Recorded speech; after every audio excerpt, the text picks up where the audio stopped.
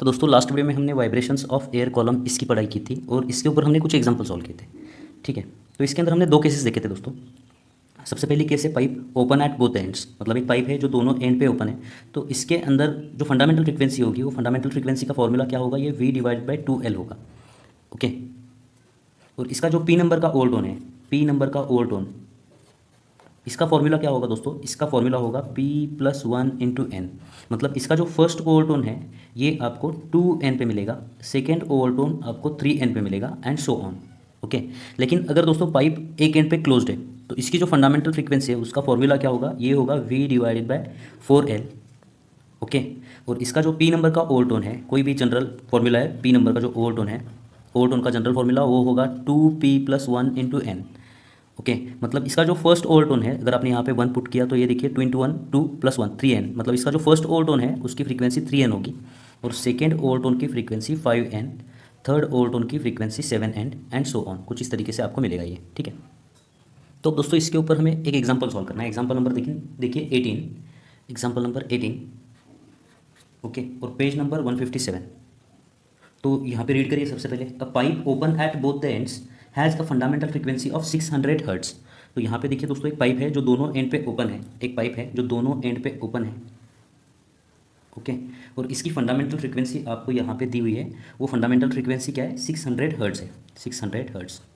Okay, तो फिर दोस्तों इसका जो फर्स्ट ओवरटोन की फ्रीक्वेंसी है वो क्या होगी, इसकी फर्स्ट ओवरटोन की फ्रीक्वेंसी क्या होगी, ये होगी 600 × 2n होती है ना, तो ये 600 × 2 मतलब कितनी होगी यहाँ पे 1200 हर्ट्स।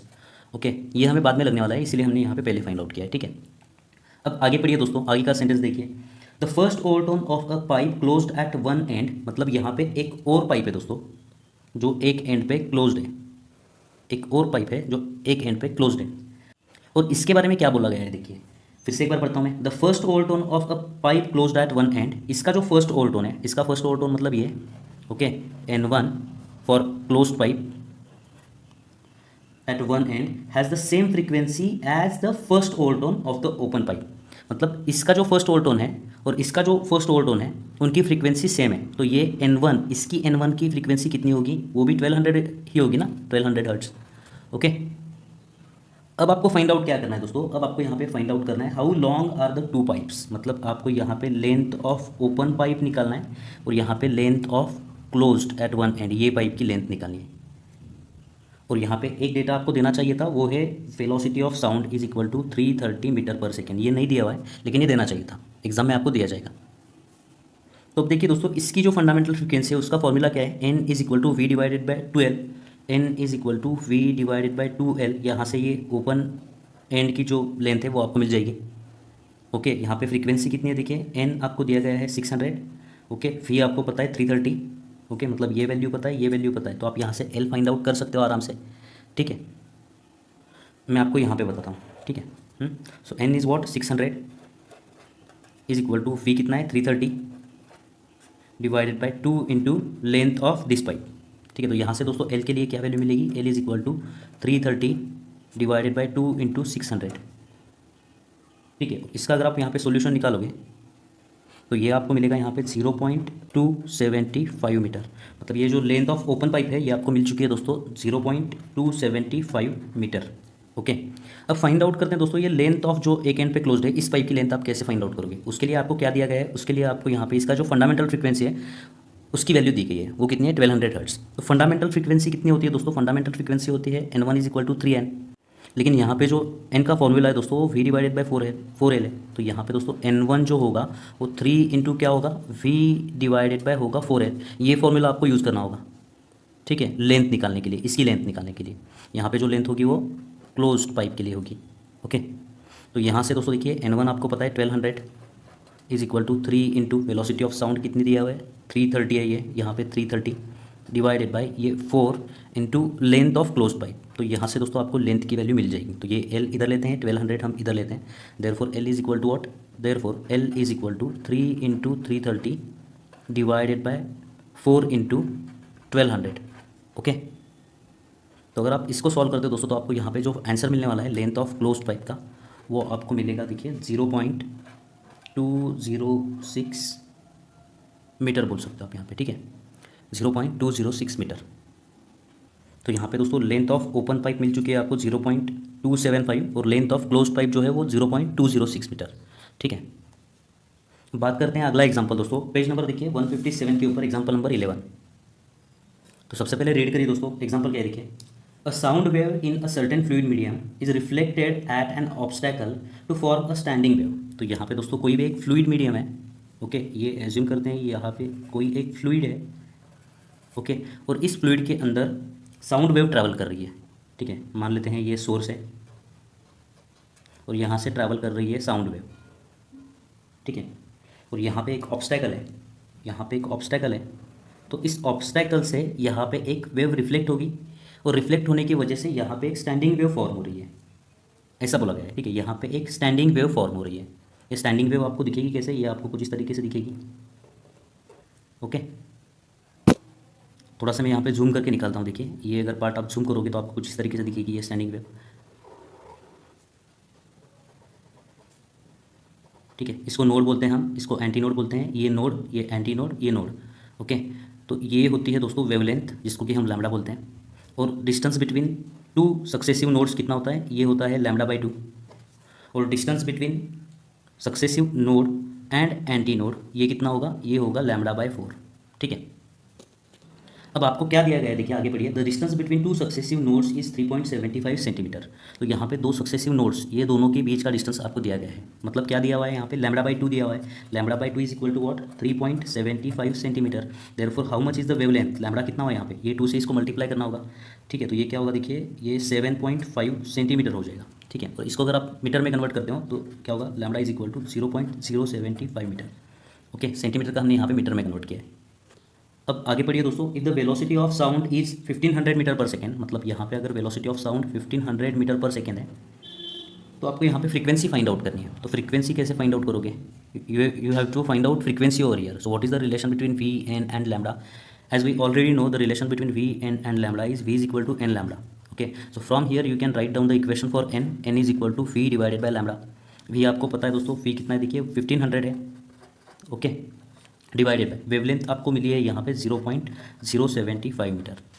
ओके, अब दोस्तों क्या करना है आपको, यहाँ पे सिंप्लीफाई करना है आपको। ये डेसिमल पॉइंट अगर शिफ्ट करना है 1 2 3 डिजिट से, तो ऊपर और नीचे आपको क्या करना होगा, यहाँ पे 1000 से मल्टीप्लाई करना होगा। ठीक है, therefore n is equal to, ऊपर में क्या करता हूँ, देखिए 1500 इंटू ऊपर में 1000 से मल्टीप्लाई करता हूँ, और नीचे भी क्या करना है हमें 1000 से मल्टीप्लाई करना है। तो नीचे 1000 से अगर मल्टीप्लाई करोगे तो ये डेसिमल पॉइंट यहाँ पे आ जाएगा, तो यहाँ पे बचेगा 75।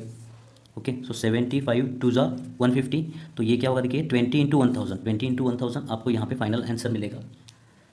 n is equal to 20,000। Okay, तो ये 20,000 n हमने फाइंड आउट किया है, n होती है फ्रीक्वेंसी, तो यहाँ पे आपको ये हर्ट्ज में मिलेगा। सो यहाँ पे जो ये साउंड सोर्स है इसकी फ्रीक्वेंसी कितनी होगी, 20,000 hertz. So this is the final answer. बढ़ते हैं आगे दोस्तों, एग्जाम्पल नंबर देखिए 12। देखते हैं दोस्तों इसके अगला एग्जाम्पल नंबर 12, पेज नंबर 157 के ऊपर। Two sources of sound are separated by a distance 4 meter. Okay, तो यहाँ पे दोस्तों दो साउंड के सोर्सेस हैं, मान लेते हैं हम यहाँ पे ये स्पीकर हैं। ओके, और इन दोनों के बीच का जो डिस्टेंस है वो 4 मीटर दिया गया है। They both emit sound with the same amplitude and frequency 330 hertz. तो ये दोनों सोर्सेस क्या करते हैं दोस्तों, यहाँ पे सेम एम्पलीट्यूड और सेम फ्रीक्वेंसी का साउंड इमिट करते हैं। ओके, और जिसकी फ्रीक्वेंसी आपको यहाँ पे प्रोवाइड की गई है 330 हर्ट्ज। दोनों भी क्या करते हैं, 330 हर्ट्ज का क्या करते हैं यहाँ पर फ्रीक्वेंसी, ये साउंड इमिट करते हैं। Okay, but they are 180 degrees out of phase. इसका मतलब क्या है दोस्तों, दो साउंड सोर्स अगर सेम फेज में होंगे तो एक का क्रेस्ट और दूसरे का क्रेस्ट ही होगा वहाँ पे। इसको बोलते हैं 0 डिग्रीज फेज डिफरेंस, मतलब ये इन फेज है। और आउट ऑफ फेज मतलब 180 डिग्रीज आउट ऑफ फेज का मतलब क्या है, जब वन सोर्स का क्रेस्ट होगा तो उसी मोमेंट पे दूसरा जो सोर्स है उसका वहाँ पे ट्रफ होगा। ठीक है, तो ये जो दो सोर्सेस हैं साउंड सोर्सेस, ये 180 डिग्रीज आउट ऑफ फेज है, 180 डिग्रीज आउट ऑफ फेज है। इसका मतलब क्या है कि ये अगर साउंड सोर्स यहाँ पे क्रेस्ट इमिट कर रहा है सबसे पहले, ओके, तो उसी मोमेंट पे ये साउंड सोर्स ट्रफ इमिट कर रहा होगा। ओके, इसको बोलते हैं 180 डिग्रीज आउट ऑफ फेज। अगर ये इन फेज होते हैं तो यहाँ पे भी क्रेस्ट होता, यहाँ पे भी क्रेस्ट होता। ठीक है, अब यहाँ पे क्या होगा दोस्तों, ये साउंड सोर्स एक वेव इमिट कर रहा है, ये साउंड सोर्स दूसरी वेव इमिट कर रहा है। तो यहाँ पे क्या होगा दोस्तों, एक ही मीडियम में दो आइडेंटिकल वेव्स अपोजिट डायरेक्शन में ट्रैवल करेंगे, तो यहाँ पे आपको देखने को मिलेंगी स्टेशनरी वेव।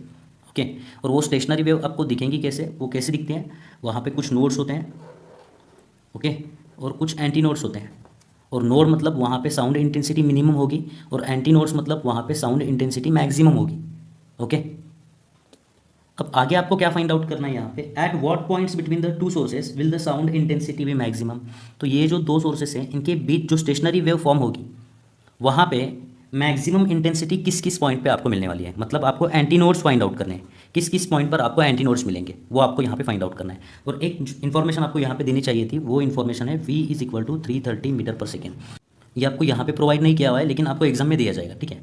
ओके, अब दोस्तों देखिए इन दोनों का जो स्पीड है वो सेम है। तो ये जो साउंड सोर्स है, देखिए ये जो साउंड सोर्स है, यहाँ से जो वेव इमिट होगी, यहाँ से जो वेव इमिट होगी, और ये जो साउंड सोर्स है यहाँ पे,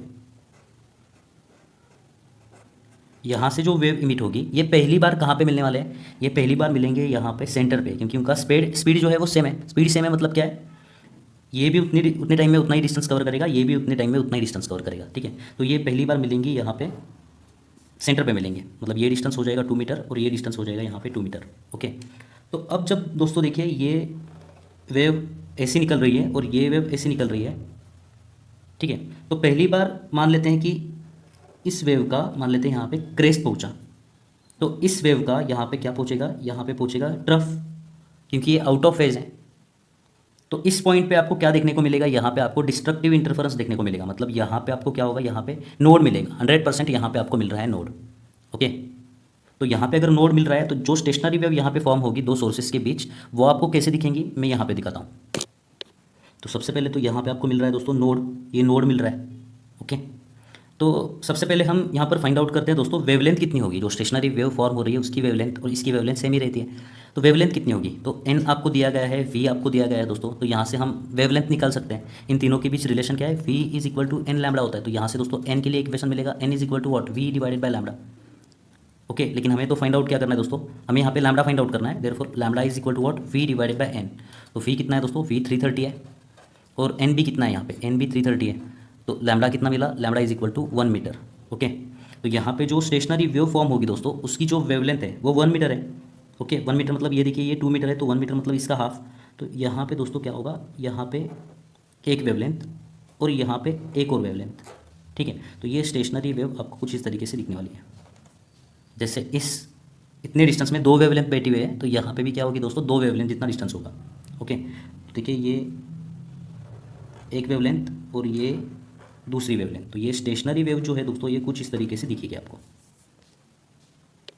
अब जैसे कि आपको पता है दोस्तों कि नोड और एंटी नोड, एडजेसेंट नोड और एंटी नोड के बीच का डिस्टेंस कितना होता है, ये देखिए नोड और एंटी नोड के बीच का डिस्टेंस होता है λ/4, और ये डिस्टेंस भी होगा λ/4, यहाँ से यहाँ तक का डिस्टेंस भी λ/4, और यहाँ से यहाँ तक का डिस्टेंस भी λ/4, और ये इसको हम बोलते हैं एक wavelength. Okay, λ/4 plus λ/4 plus λ/4 plus λ/4 मतलब क्या होगा, एक लैम्बडा, इसको हम एक वेवलेंथ बोलते हैं।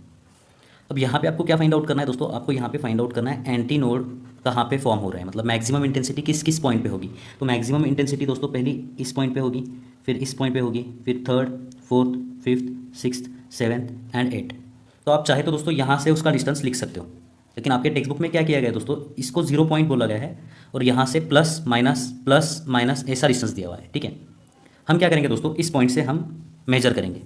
ओके, कहाँ कहाँ हमें एंटी नोड्स मिल रहे हैं। तो पहला एंटी नोड कहाँ पे मिलेगा दोस्तों, देखिए ये डिस्टेंस कितना है, ये λ/4 है, ठीक है। λ/4 वेवलेंथ कितनी है, यहाँ पे वेवलेंथ 1 है।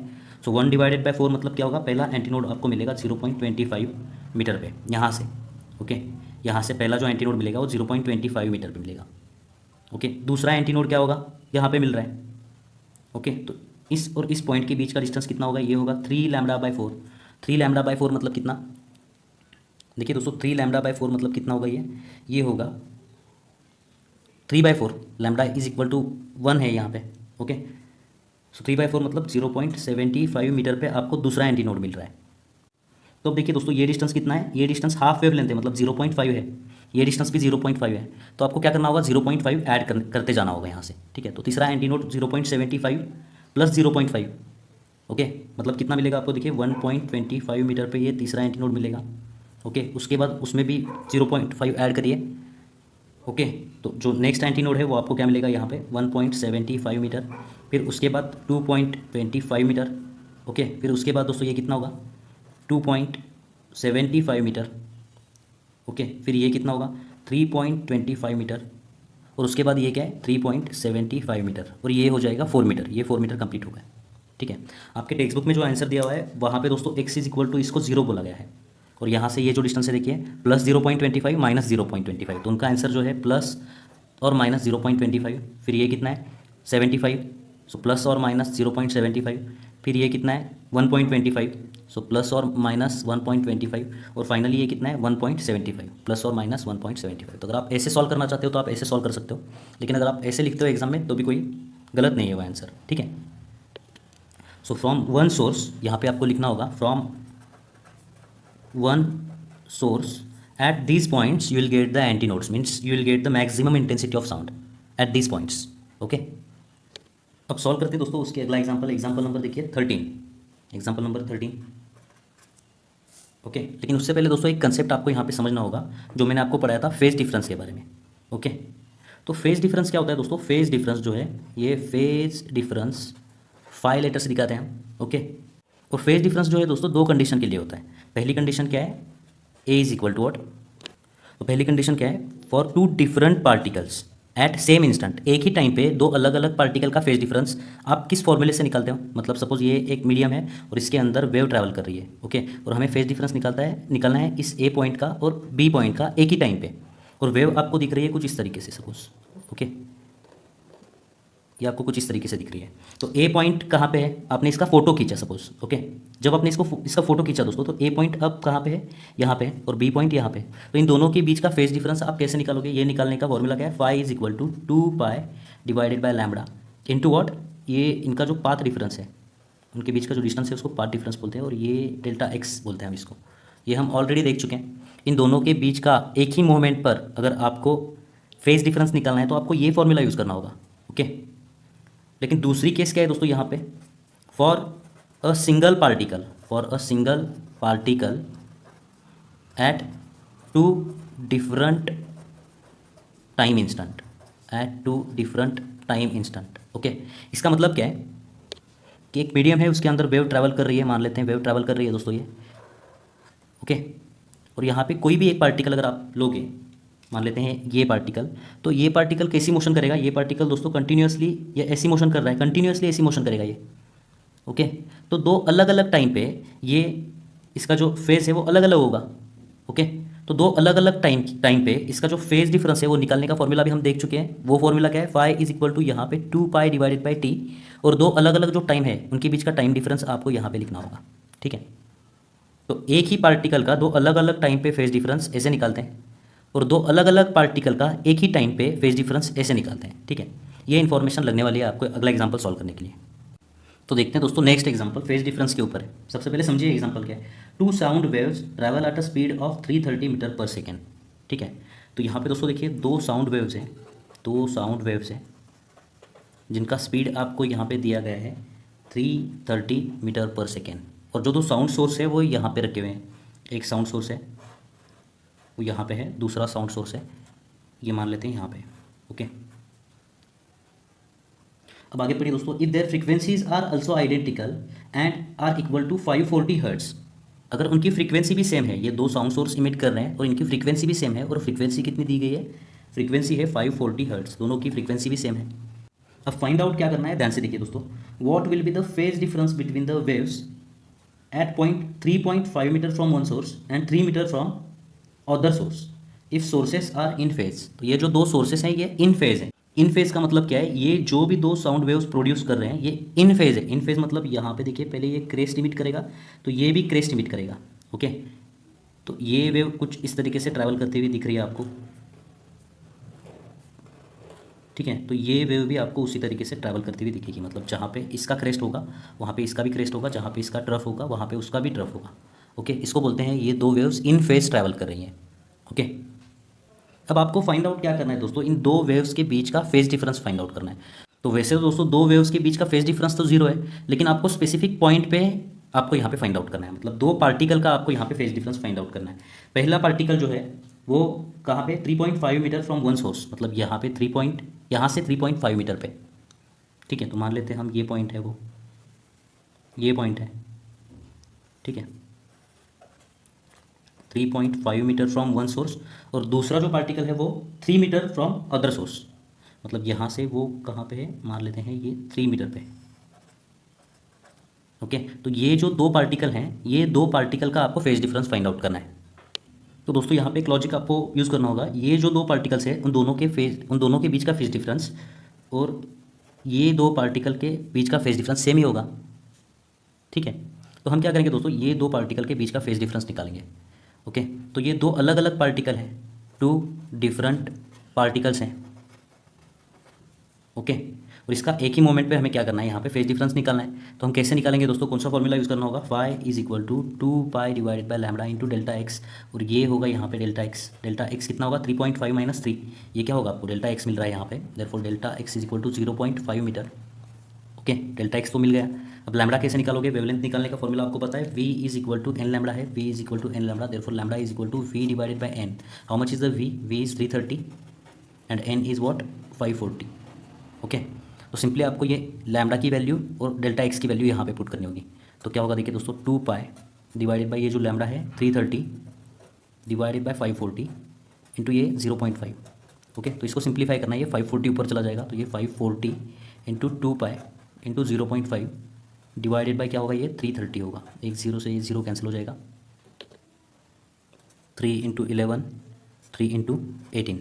ओके, सो 18, ये क्या होगा 2 इंटू 0.5 क्या होगा, ये हो जाएगा 1, सो 18 पाई डिवाइडेड बाय 11। अगर आप आंसर ऐसा रखना चाहते हो तो ऐसा भी रख सकते हो, लेकिन इसको आप सिंप्लीफाई करोगे तो आपको क्या मिलेगा, देखिए 1.636 pi. Okay, so this is the answer for what, phase difference. ये दो जो पार्टिकल्स है, इन दो पार्टिकल्स का जो फेज डिफरेंस है, वो फेज डिफरेंस कितना होगा 1.636 पाई। ओके, तो यहाँ पे दोस्तों ये जो स्टेशनरी वेव है, ये कंसेप्ट हमारा खत्म होता है। नेक्स्ट वीडियो में दोस्तों हम बीट्स के बारे में पढ़ने वाले हैं। ठीक है, तो मिलते हैं दोस्तों आपसे अगली वीडियो में, धन्यवाद।